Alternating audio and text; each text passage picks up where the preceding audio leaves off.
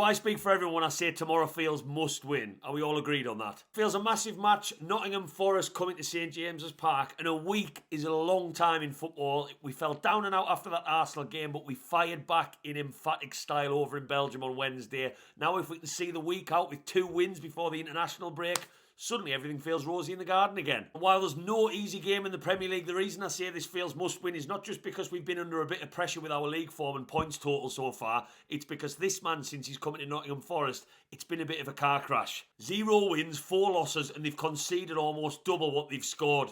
We've got to get into these. Now, what's refreshing with regards to team news is I feel like every week everyone's guessing who Eddie Howe's going to play, because this team and this squad finally is just that, a squad, and he finally has really solid options. But these two need to play again in centre-back for me. Some interesting comments from Eddie Howe in his press conference about Lewis Hall and why he hasn't been playing that much, because he's still managing his body. But for me, if he's fit, I would bring him in. But Kieran Trippier also has to come in for this match at right back. And it's nothing personal and it pains me to say it, but I think that means that Dan Burn has to be dropped for this one. He's been almost immaculate this season in his defensive duties. Really important player for us. But one thing that hasn't changed under Ange is how Nottingham Forest attack. And just look, very little of it is central. It's going to be wide areas over and over again. And that's why I'd rather see a comfortable left back in Lewis Hall and a comfortable right back in Kieran Trippier. But also, this team are really struggling to defend set pieces and they're conceding a lot. And we all know that Kieran Trippier adds something to this Newcastle side when he's in it with free kicks, with linking up on the right-hand side and getting decent quality balls into the box. Another reason I bring Dan Burn out for this one is because I don't think Newcastle need to set up with 5 at the back essentially for this at all. And Dan Burn has played a lot of football and Eddie Howe has rotated a lot of players.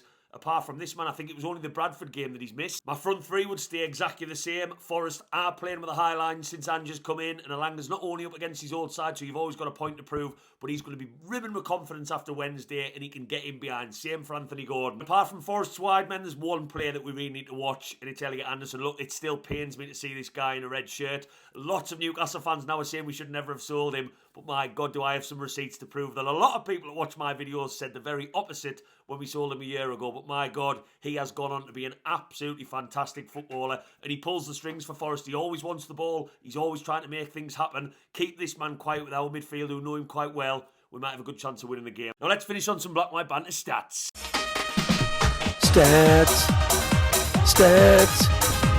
Stats. Voldemar could become only the 3rd Newcastle player to score in his first 3 matches at St James's Park. Do you know who the other 2 were? A certain Les Ferdinand and a certain Alan Shearer. And who doesn't love a quirky one? Newcastle have won 56% of matches against teams with the same first letter N. Only Chelsea and Liverpool have won more. I'm going to go for a comfortable Newcastle win, 3-0. Let us know your predictions down below, and as always, keep the faith. How are you, lads?